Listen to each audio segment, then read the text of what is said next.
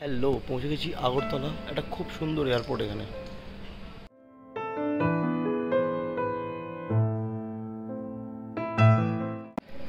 Welcome to my channel. আমাদের total 3 দিনের tour. আজকে সকালবেলা 7টার সময় ফ্লাইট ছিল কলকাতা থেকে আগরতলা। শুধু আমাদের নর্থ ইস্ট 8টা স্টেট ত্রিপুরা ঘোরার জয়দীপ উইথ মিতুল অ্যান্ড কৌশিক দা।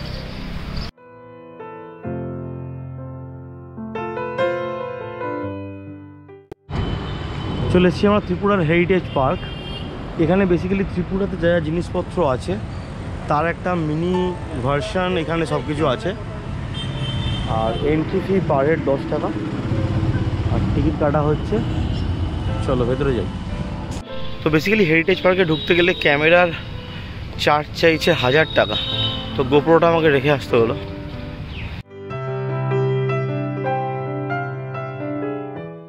এটা 14 গডেস টেম্পল, ওখানে উজ্জয়ন্তা প্যালেস। এখানে একটা মিনিয়েচার ট্রেন লাইনও আছে, যেটা এখানকার বিভিন্ন স্টেশনগুলোকে সিগনিফাই করে। মোটামুটি ত্রিপুরা ইন এ ফ্রেম। এই যে নীরমহল প্যালেস, একদম এন্ডের দিকটা একটা সুন্দর পার্কের মতো করে করা আছে। এটা শেষের দিকটা।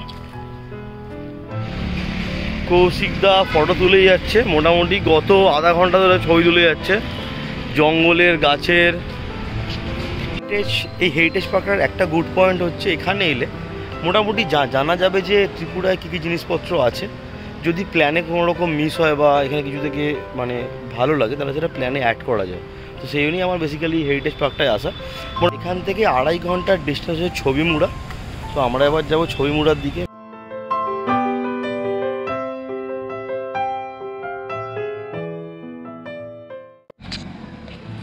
ছবিমুড়ায় আসতে গাড়ির এন্ট্রি ফি লাগলো 50 টাকা। আর আগরতলা থেকে এখানে আসতে মোটামুটি 3-3.5 ঘন্টা মতো সময় লেগেছে। তো এই দিক থেকে বোট ছাড়ে।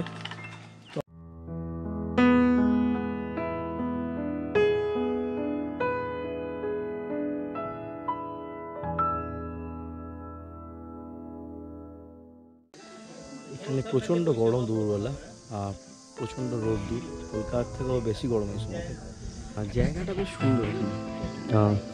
সো এইখান দিয়ে বোটিং করে আমরা যাবো ওই দিকে। আমাদের 40 মিনিট ওয়েটিং টাইম দিয়েছে। আমরা খেতে মোটামুটি আধা ঘন্টা সময় লেগে, দেখি 10-15 মিনিটের মধ্যে বোট এলে বেরিয়ে যাবো আমরা। বোট এসে গেছে। গোমতী নদীতে আমরা এবার বোটিং করতে যাব। এখানে পাহাড়ের গায়ে অনেক খোদাই করা চিত্রও আছে, সেখানকার মেন ইন্টারেস্টিং জিনিস।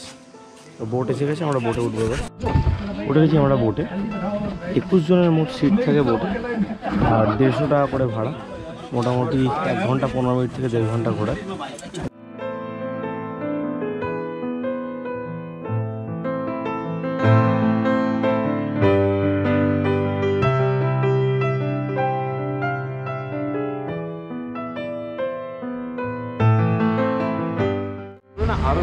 এই জায়গাটা যেহেতু ট্রপিক্যাল এরিয়া, আর পুরোটাই অ্যাকচুয়ালি ঘন জঙ্গলে ঢাকা, দুদিকে পাহাড়। এই জায়গাটাকে বলা হয় ইন্ডিয়ার অ্যামাজন। বেশ ভালো এক্সপিরিয়েন্স। এত গরমের মধ্যেও ঠান্ডা ঠান্ডা বেশ হাওয়া দিচ্ছে এখানে। পাথরে খোদাই করা বিশাল বড় এক দুর্গা, বহুদিনের পুরোনো। এই জঙ্গলের মধ্যে কোথাও কিচ্ছু নেই, তার মধ্যে এরকম কিছু খোদাই করা চিত্র পাহাড়ের গায়ে। তো এইখানে বোট দাঁড়িয়েছে, আর এই দিকটা আমরা হেঁটে যাচ্ছি। যেটা গুহা আছে, গুহাতে মোস্ট প্রবলি আমরা ঢুকবো না, বাট গোর সামনে দিয়ে যাচ্ছি। এখান দিয়ে পাহাড় থেকে জল আসছে, নদীতে গিয়ে মিশছে। বেশ একটা অন্যরকম ফিলিং। জায়গাটা কিন্তু বেশ ভালো, অসাধারণ।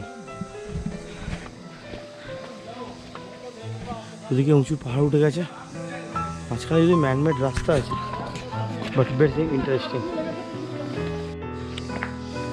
হেঁটে এসে এখানে গুহার মুখ, আমি এখানে ঢুকবো না।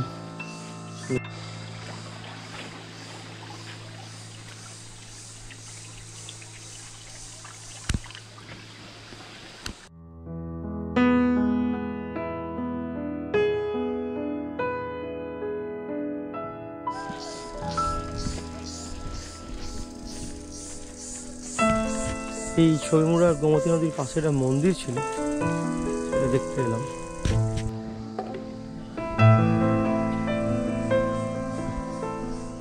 তো আমরা এসেছি ত্রিপুরা সুন্দরী মন্দিরে, এই যে মন্দির। তার আগে এই দিঘিতে যাব হাত পা ধুয়ে পুজো নিয়ে। এখানে যতটুকু জানি সতীর বাম পায়ের কোড়ে আঙুল পড়েছিল। তো যে দিঘিটা যেটা যাচ্ছি, দিঘিটায় বলছে বড় মাছ আর কচ্ছপ সব আছে, আর এখানেই নাকি হাত পা ধুয়ে তারপর পুজো দিতে যেতে হয়। বললাম না জ্যান্ত কাছে বড় কচ্ছপ একটা। যাচ্ছি পুজো দিতে। আমি তো পুজো দিতে পারবো না, তো কৌশিক দামি তো আমার পুজোটা দিয়ে দেবে।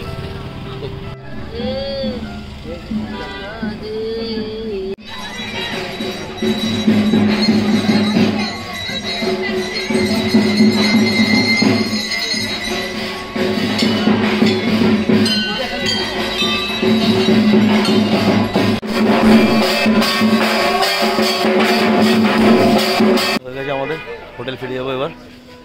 কেমন লাগছে? দারুণ যায়, অসাধারণ, ভালো লাগলো। আমরা মন ভরে গেছে। সন্ধ্যাবেলা আরতিটা দেখা উচিত, আরতিটা সন্ধ্যাবেলা দেখলাম আমরা। চলো কাল সকালে দেখা হচ্ছে। অবশ্যই আরতি দেখা উচিত। বেরিয়েছি আমরা হোটেল থেকে। তো আজকে আমরা রুদ্রসাগর, নীরমহল এই দিকটা যাবো, আর তারপর আগরতলা গিয়ে দু একটা জায়গা ঘুরবো। আর রাতে স্টেটা আমাদের আগরতলা। তো চলে এসেছি আমরা নীরমহল দেখতে, রুদ্রসাগর লেক সামনে। উদয়পুর থেকে সিপাহী চলে আসতে মোটামুটি সময় লেগেছে আধা ঘন্টা মতো। তো এইখান থেকে বোট ছাড়বে, আর এই যে সামনে ফাঁকা জায়গা হয়ে ওইখানে নীরমহল দূর থেকে বেশ সুন্দর দেখতে লাগছে। হ্যালো হ্যালো, চলো। এখানে 30 জন হলে টিকিট দিচ্ছিল না। এই বোটে মোটামুটি বলছে 100 জন যেতে পারে। লোক বসছে আস্তে আস্তে। আমরা একদম সামনের দিকে সিট পেয়েছি, তো ভালো ভিডিও করতে পারবো।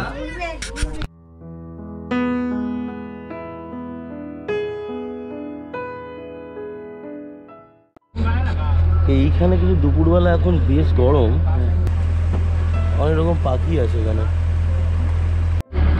আমরা কিন্তু নীরমহলের বেশ কাছাকাছি পৌঁছে গেছি। ঠিক একদম জলের মাঝখানে অদ্ভুত সুন্দর একটা ফোর্ট তৈরি করা। তো এইখানে আমরা ঠিক মাঝের এরিয়াটায় আছি, দেখাচ্ছি। এর পেছন দিকেও জল।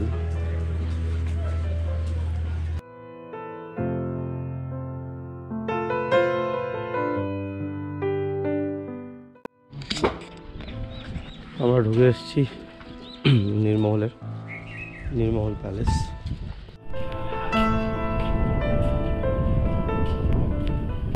এটা নীরমহলের অপোজিট সাইডের পার্টটা।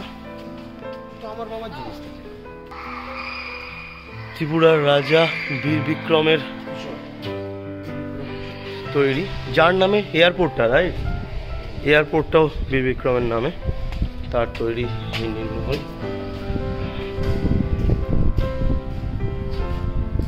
এইখানে একটা সুন্দর জায়গা করা গল্প, খুব হাওয়া এখানে। এইখানে একটা জিনিস, সেটা হচ্ছে যে এই যে লেকটা আছে, লেক থেকে বোট ঘুরে এই মহলের মধ্যে আসতো রাজার জন্য। এইটা হচ্ছে রাজার বোট ঘাট। এইখানে একটা গোলাকৃতি জায়গা আছে, সেটা নাচ কক্ষ। আর তার চারদিকে এই যে গোল জায়গাটার চারদিকে বিভিন্ন রুম।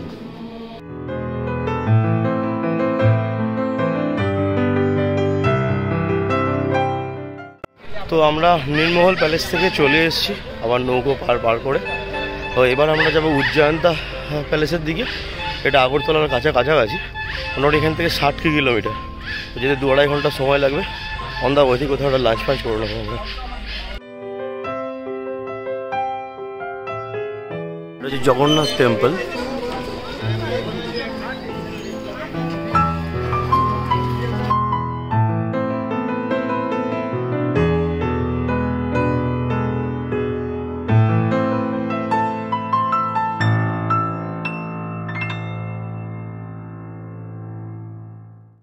বেশ বড়, শুরুতে সামনে থেকে দেখে বোঝা যাচ্ছিল না, বাট এর পিছন দিকেও অনেক কিছু আছে। পিছন দিকটা এই সাজানো ছিল জল ফল দিয়ে, ওনার জল সব তুলে নিয়েছে এখান থেকে, কিছুটা কাজ বাজ হবে হয়তো। আমরা চলে এসেছি উজ্জয়ন্ত প্যালেসে, জগন্নাথ মন্দিরের খুব কাছেই এটা। উজ্জয়ন্ত প্যালেসের এন্ট্রি ফি পার হেড 40 টাকা করে, বাট এখানে ক্যামেরা চার্জটা অনেক বেশি, 600 টাকা।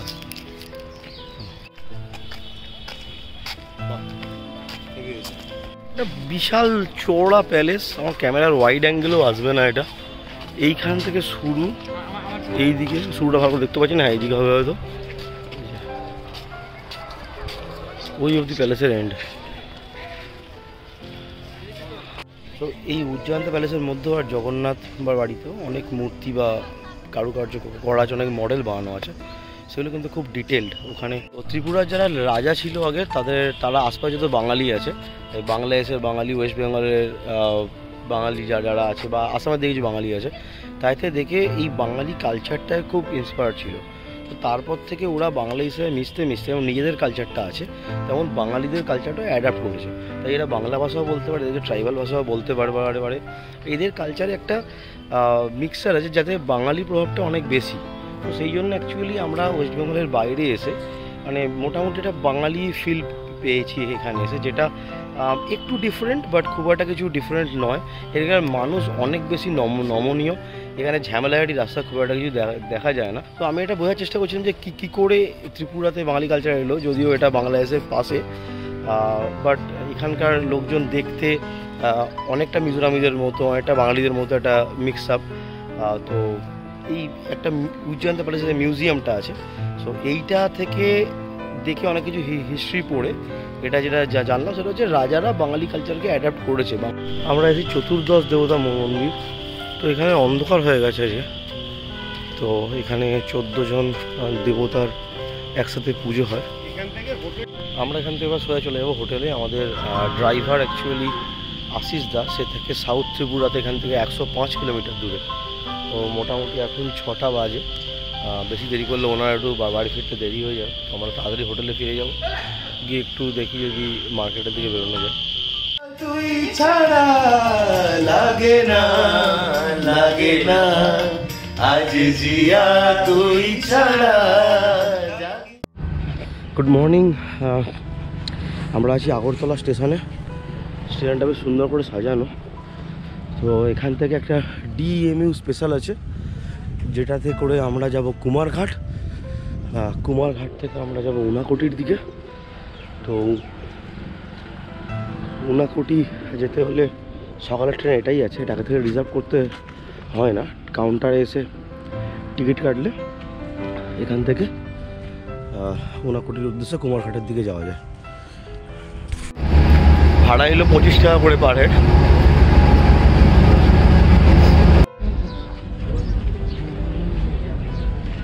তো আগরতলা থেকে যেতে হয় কুমারঘাট, কুমারঘাট থেকে কিছুটা পরে যেতে হয় কৈলাসহর থেকে উনাকোটি। তো কী করে যাবো না যাবো এখন আমরা জানি না।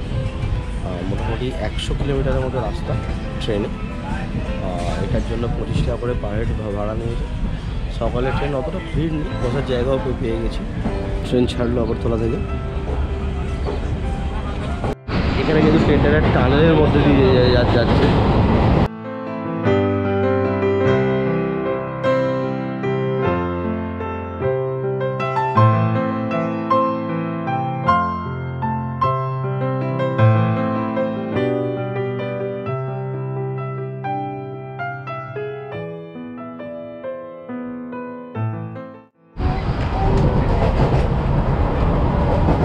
আমাদের সহযাত্রী বাচ্চাটার কিন্তু আমাদের সাথে বেশ ভালো বন্ধুত্ব হয়ে গেছে, স্পেশালি মিতুলের সাথে। ওর সাথে কিন্তু সারাক্ষণ খেলা করছে, ওকে জড়িয়ে বসে আছে।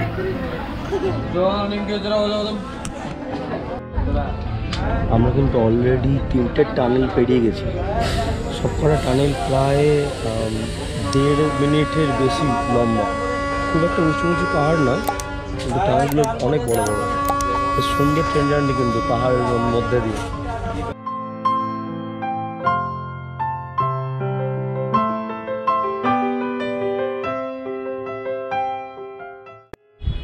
কুমারহাট স্টেশনে একটু ব্রেকফাস্ট করলাম, পরোটার তরকারি এখানে ওটাই পাওয়া যায়। সেটা খেয়ে একটা গাড়ি বুক করেছি, এই গাড়ি করে ওনাকোটি ঘুরে আবার ব্যাক করে ভেবেছিলাম শেয়ারে যাবো, বাট গাড়িটা একটু কমেই পেলাম।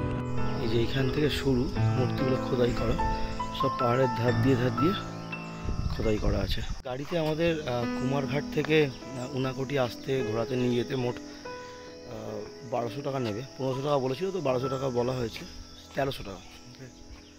হয়তো বললো আর একটা জায়গায় যেটা ঘোরাবে হয়তো আর কিছু বেশি নেবে, বাট আমরা শেয়ার গাড়িতে শৈলশহর এসে ওখান থেকেও একটা কিছু ভাড়া করে উনাকোটি আসতে পারতাম। এখানে বয়স্ক লোকদের নিয়ে কিন্তু একটু সিঁড়ি দিয়ে হাঁটাহাঁটি আছে।